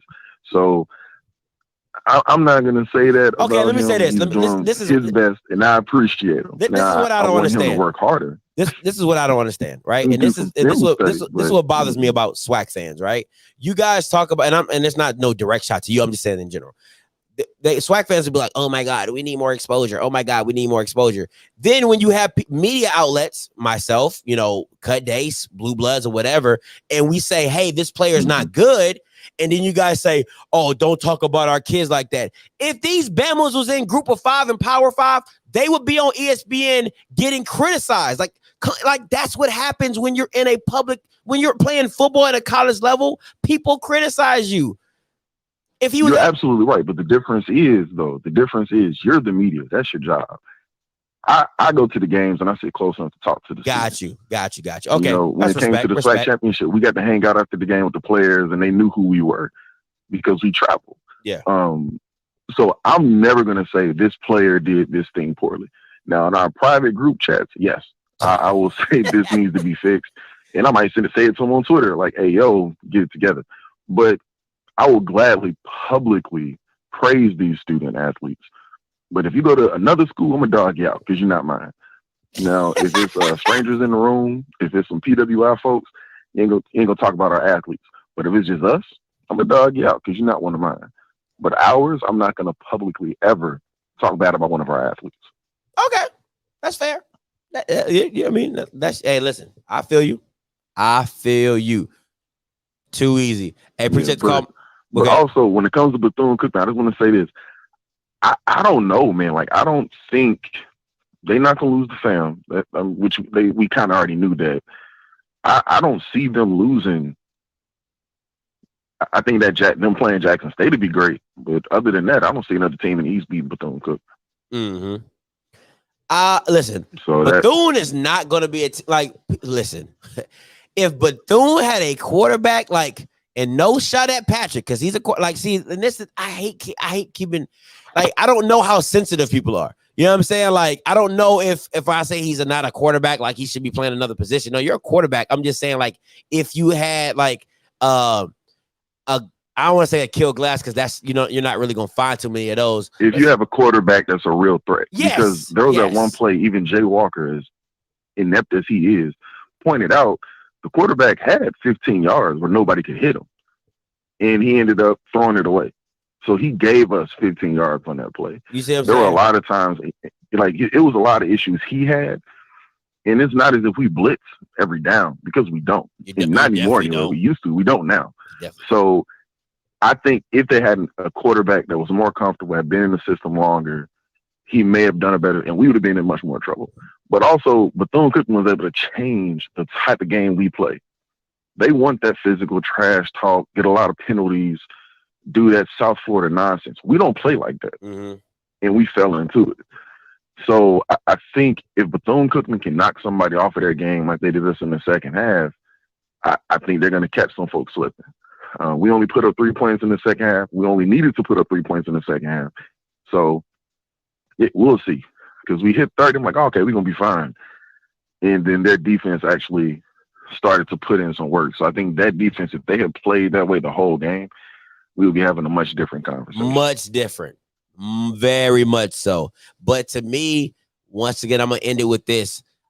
I have to put the loss just a tad bit on the offensive coordinator, because if your running back is Bird, you got to feed like you have to find a way to just get the ball in his hand.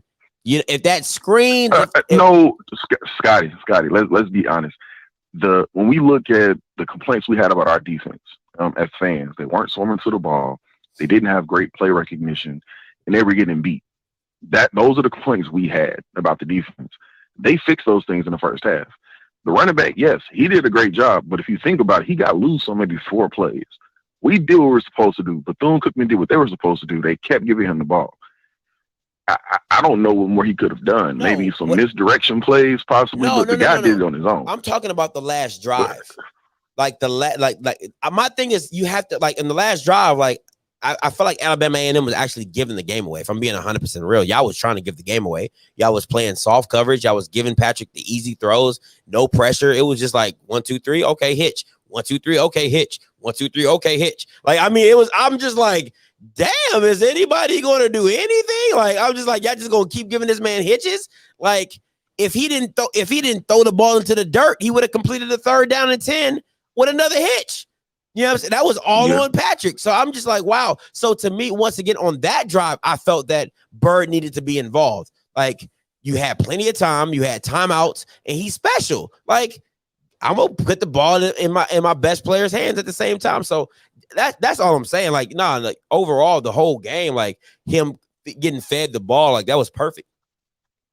The zone. Just saying the last. Well, just the last drive. I think last drive, because when you think about how they scored that. They didn't score the touchdown, but the way they were moving the ball was through the pass in the second half. And that's what they were taking advantage of our secondary. And I don't blame them for that. I think they were doing what they needed to do. That was the adjustment that they made. Had they stuck with their first half game plan, they would have lost the game. So they made the adjustment. They had to put up points. That's what you said, I think, yesterday. They have to score against us. Yeah.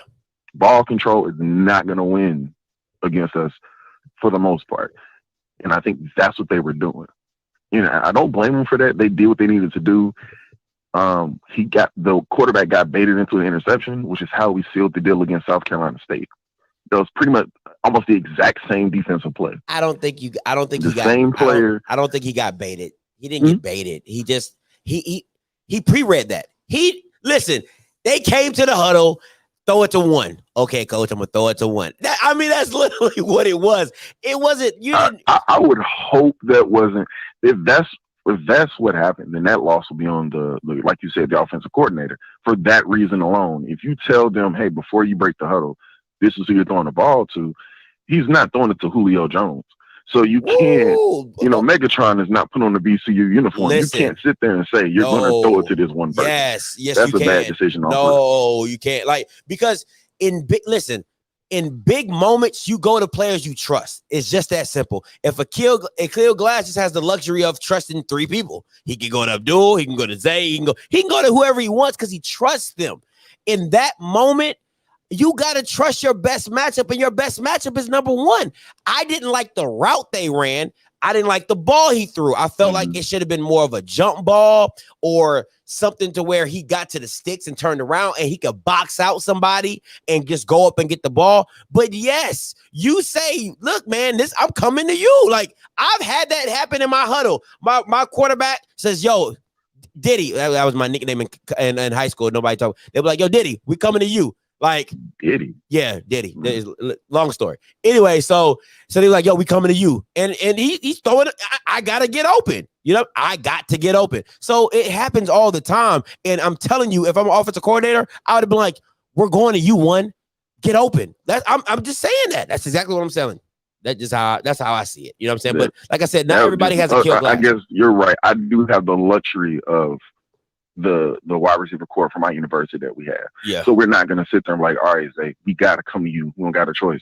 All right, Juice, I need you to make a play. Exactly. We don't have to do that. No, you don't. Whoever gets open, that's where the ball is coming. Exactly. Worst case scenario, Akil can give us 8 yards on a scramble. You know what I'm saying? So that is what it is. But hey, appreciate the call, my guy.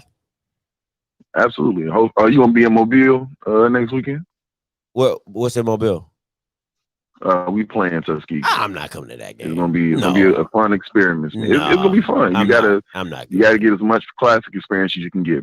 Listen, me and my girl got 3 back-to-back Alabama A&M games: Jackson State, FAMU, and Magic City Classic. We going to all 3 of those jokers, so we're good. We're good on the experience. This is what we're gonna do, Scotty. You come to Magic City Class, I got you on a drink, man.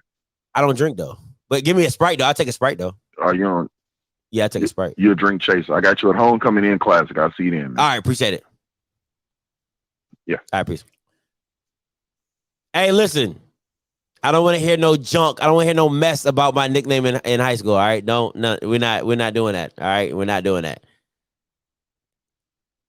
That's my hometown, Scotty. Come check out Mobtown. Come check out Mobtown. Anyway, try to check out Mobtown. Hey, Mr. Campbell, talk to me. You live. Man, I wasn't going to call in, but you guys got on a subject that I want to talk about, and I want to talk about this quarterback play and the coaching. Mm-hmm. Bethune-Cookman did the work. I thought our coaching was bad. That was totally horrible coaching by Bethune, because you got to feel the rhythm of a game. And when that game starts slowing down, Bethune-Cookman just said, we can win this game. We've got to switch up what we're going to do. Mm-hmm. We're not going to throw the ball all over the yard. We're going to run the ball more, and we're going to wind this clock down. Yeah. And then you go for the 2-point conversion. Okay, fine. You did the trick 2-point conversion. You caught them off guard. You do not run the same 2-point conversion play. Agreed. With that picket fence play and think that's going to work. Agreed. That's ridiculous. Agreed. Because now, especially when you are at the chart, every chart in the world from kindergarten says you kick the field goal there. Yeah. Because why? Because you get right into the scenario they would have been in. They would have been down 2, which totally changed the play calls you got to make. Yep. So now because now you got to play for a touchdown. Exactly. So because guess what would have happened if we're up 2? Now I can run the ball. Yep. Because I can get 3 yards, 4 yards. I can have short situations. But now I got to score a touchdown. So now I'm thinking every possession has got to be 6, 7, 8 yards instead of getting that boy in field goal position. Yeah. To the 25 to win the game. That's a problem. That is a big problem. And with Bethune's team and with FAMU's team, and this is with the SWAC, I have seen everybody play bus up. But literally, there are only 2 legitimate quarterbacks in the SWAC. Now, I haven't seen the kid. I haven't seen UAPB play. But the kid is back, so he can play. But the fact that there's only 2 quarterbacks in the whole conference that you can trust, Shador and Glass, is ridiculous. Now, the thing about it with Alabama A&M, their defense, they got to figure that out.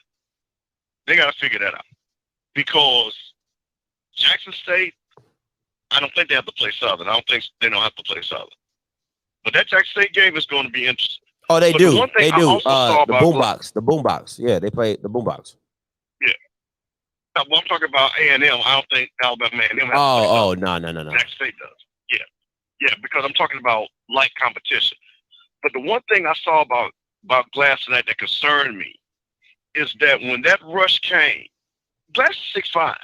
He didn't step into the throws. That's how he missed a lot of those throws, especially on that 3rd and 4th. When they brought that blitz on him, if he would have just stood strong and stepped into those passes, he makes that pass easy. And that's one of the things that Maynard's got to work with him, because now for Glass, we're already past the point that you SWAC player of the year and all that. Now you should be talking about, let me start preparing my tape to be a pro. Mm-hmm. That's one of the things they're going to look at. That was the first thing that I saw was his footwork on his bad throws. Yeah. He was bailing out when he didn't even have to bail out, because it wasn't like the rush was ferocious from Bethune, because they was rushing 3. I think, like I say, they had 2, 3 times that they came to blitz, and as soon as he came, he stepped out instead of stepping up. And he can't do that. at this stage of his matriculation as a quarterback. He should be getting better on that. So, the game was good. Bethune had a shot. But Bethune, like I say, they're a sneaky team. They're going to beat everybody else. They got to shut down with Jackson. We got to finally break that when we play at the end of the season. But they're not going to lose to anybody else. They're going to whoop Alabama State. They're going to whoop whoever they got to play over there in the West. Because just fundamentally with their team, they have enough talent to beat everybody else. But they should have been a game manager in that second half of that game, and they would have won it. But that was horrible play execution, play calling, and situational awareness. That was horrible. You're right. In the second half. No, you're right. You're right. I got. You and to me, everybody in the press box was like, "What is going on?" Like they was like, "What the hell are these? Why is he going for two?" Like everybody in the press box was like, "Why is he going for two?" Like a field goal wins the game. Like if this game stays the way it is, a field goal wins the game. And the field goal wins the game. The field goal wins the game. And now, like you said, on that 3rd and 10, you don't have to throw it. You could just run the ball, get a 4th and 5 or a 3rd and however you want to play. And now you're like, okay, now I'm playing for the win for the field goal. It's so many ways that game could have changed and perspired. Now, Alabama A&M they're not sitting back on their laurels because they know, okay, if we let them get too far into our territory, they go kick a field goal and win the game. But they were allowing you just to do whatever you wanted because they knew we're going into overtime. Worst come to worst, we're going into overtime. You know what I'm saying? So, and the thing about it, and let me make you made a great point. Because let me tell you how that flips the defense. Because now, guess what? The defense, they can't sit back in that soft zone like they were doing. Exactly. Because they knew they'd score a touchdown. Exactly. Now you bring those guys up, that big tight end. Now you can run that seam play because now it's one-on-one. Exactly. So everybody has to come up tighter. Exactly, because I can't keep giving you these yards because it's either the field goal for the win or the touchdown for the win. So I got to play up because I got to make sure I'm stopping these routes early, or I'm, instead of you getting a first down on a hitch, I'm like, these Bamas are doing 10-yard hitches. Like, what is going on? Like, and getting them like it was nothing. I'm like, so now that 10-yard hitch has to be shortened down to a 5-yard hitch because now, I'm playing 3 yards off of you. I'm playing 4 yards off of you instead of playing 10 yards off of you. So. And the last thing I'll say, Mr. Campbell, last thing I'm gonna say before I let you go, explain to me why you're bailing at 10 yards. I don't understand that. Who teaches that? You're bailing. You're in a bail technique at 10 yards. Who do that? Where do they do that at? That's what I'm talking about. See, this is where fundamentally, again, and I like. See, this is what's good about what Dion is doing. Because now these coaches have to start teaching fundamentals now. Because they're losing games because of lack of fundamentals. The penalties, that you're losing games now. And people see it. That game was on TV. And people saw that. Yeah. You can't have that. Mm-hmm. So, but one last thing, Florida and Alabama, I'm hoping Florida gets blown out because whichever quarterback doesn't do well is going to come on over to FAMU because we need it. Hey, appreciate the call, Mr. Campbell. You stupid. All right, man. All right, peace. Oh, man, boy. A lot of SWAC schools need a quarterback. Hey, appreciate your call, Mr. Campbell. Hey, caller, you live. You last. You the last caller. Make it good. What's good? Man, boy. Hey, you already know who it is. I'm glad I caught you at the last minute. This is Jeff from Mississippi Valley State. I'm the kicker. I was talking to you on Instagram. Yeah. What's good, hey, my guy? I got 3 talking points for you real fast. Hit me with you know them. what it is. First one, what do you think about Tay Williams, the running back at Mississippi Valley State? He jumped over a couple people last year and couple big runs versus JSU. He's a transfer from Eastern Carolina. All right, so if I'm being 100% real with you, I haven't watched too much film on you guys. I saw the game you had against what's the first game y'all played? Murray State. Yes, I saw that one. God, that was a little bad because our offensive line. Our offensive line was black. No, your quarterback Reagan. That's his name, Reagan. Yeah, he's a beast. Honestly, we just didn't have enough time to do things, and I just think if we get some time for him, because some of the linemen just weren't on their A game, I believe, and if they pick their game up, it's over with. Listen, he's a beast. Okay, I'm gonna let that one slide. He's the next. I'm saying he might be the next White Devil, like that guy at Jackson State, the White Tiger. Listen, but this the White guy's Tiger, White Devil. the White Devil. Okay, listen, I'm gonna let him slide that first game because he looked. I'll get you one in the mail. All right. He looked atrocious, bro. Like Jeff, like for real, like no bull crap. Like watching that game, I was I know. how is he a quarterback? Like for real. So I'll give you that. Yes. Oh, I do remember your running back. Oh, he's dumb. Oh, yeah, he's good. I do remember him because I was talking to Blue about him. I said, yo, y'all gonna be a problem because he's different. Yes. I seen him play. He's got back healthy finally. Yes, so he's different. He's different. Did he play at Murray? Because the running back who played for Murray, played with y'all for Murray, was good, really, really good. He got in the game, yeah. Okay, cool. Yeah. He's good. All right. Next question. Yeah. Second talking point was we kind of hit on the quarterback situation and all that, but I'm talking about. Have you seen the kid from Mississippi State, Dante? He used to play tight end in Mississippi State. Now he's at Mississippi Valley State, and he is a beast. He is just getting back healthy. He hasn't played any here yet, so I think they're just waiting for him to get 100%. He has a little hand issue. Nothing major, but they just want him to be 100% before he comes back. I don't know if you've seen him. I was asking about him. Jeff, when's your next game? When's your guys' next game? Who you play? We leave out tomorrow for Stephen F. Austin. We play them Saturday night. Okay. They just almost beat Texas Tech, actually, 28-22, I believe the score was. Who's your first SWAC game? Who's your first SWAC game? I believe Jackson State.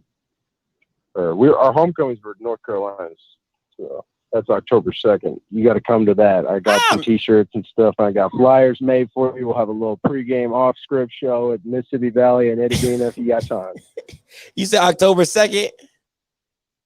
Yes, sir. I don't know, man. I heard y'all in the middle of nowhere, bro. But we might do so. I might, because I do want to meet Coach Dancy. I'm from a big city. I'm from St. Louis, Missouri. So shout out to Akil Glass, ball out tonight. He's from the 314. I'm going to cop me some merch, buy you some AG4 T-shirts, everybody listening. Support black businesses. Facts. And I'm going to say, go Delta Devils. Facts. That's all I got to say for you, Scotty. Thank you for taking my call. Hey, no problem, Jeff. Appreciate you, my guy. Scotty said, I ain't going to. Listen, man, it's two places I haven't thought about going at all. It's Lorman, Mississippi, which is Alcorn, and Mississippi Valley State. But one thing is, though, I do want to meet Coach Dancy. I am a big fan. Anybody who knows I'm a big fan of Coach Dancy. I would love to meet him in person. And plus, my Coach Kit Evans is down there. That's my guy right there. You know what I'm saying? That's my guy, Coach Kit Evans. That's my guy. So I don't know. Listen, Valley gonna have to come out of pocket for me to come. Babe, Valley gonna have to pay for our hotel room or something.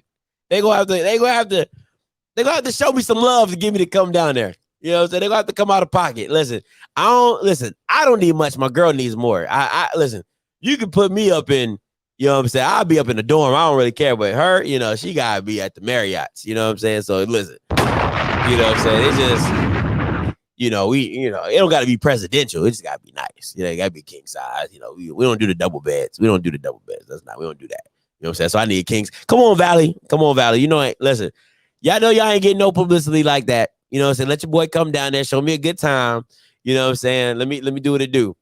Bro, hotels in a bit like 30. Greenwood, 7 miles ago. But I was there. Hyatt works as well. She said Hyatt works as well. It's going to take an hour to get to when we play them. Do not go there. Listen, I do want to be Coach Dancy though, and I want to support Valley, man. Like, everybody deserves love. Ooh, he said Valley got more than Alcorn. No, he didn't. Ooh. All right, so listen, I really do want to go down there and Jeff, if we can make that happen October 2nd, we got some plans, man. We might make some shake, move, and jump, as my mom would say. All right, so. Hey, Jeff, you got my Instagram. You got my stuff. Hit me up on there, and we can talk a little bit more, all right? So I definitely need some Valley gear, though. You got to slut me out, all right? You got to slut me out. I need some Valley gear. I don't know. My girl, she Alabama A&M fan. I'm for the HBCU streets. You know what I'm saying? So I just need just slap me out with some gear. All right, Valley does have more. Valley is 15 minutes from Big Time. Hey, when do y'all play up there, Mr. Cam? I'll probably roll up there the same time you do. Let me know. Hit me. Let me know.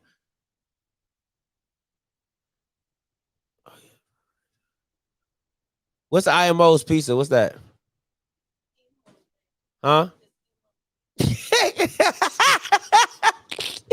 gave me the salty face like, how you embarrass me like that? Emos, excuse me. It's spelled IMOs though. God dog. Wow, that's what we're doing. That's what we're doing. But it is live. Well, it is still live, can still live. I'm just saying. All right. So listen, guys. So appreciate you guys tuning in. Post game show. Listen, if any Alabama A&M players got this far of the video, listen, guys. I love you guys. All right. I love Jackson State. I love you guys. I love the SWAC. But understand, your play will get criticized. You want exposure? This what comes with exposure. All right. Live it, breathe it, own it, get better. All right. Until next time, you know what I'm going to do. I'm going to holla. God bless.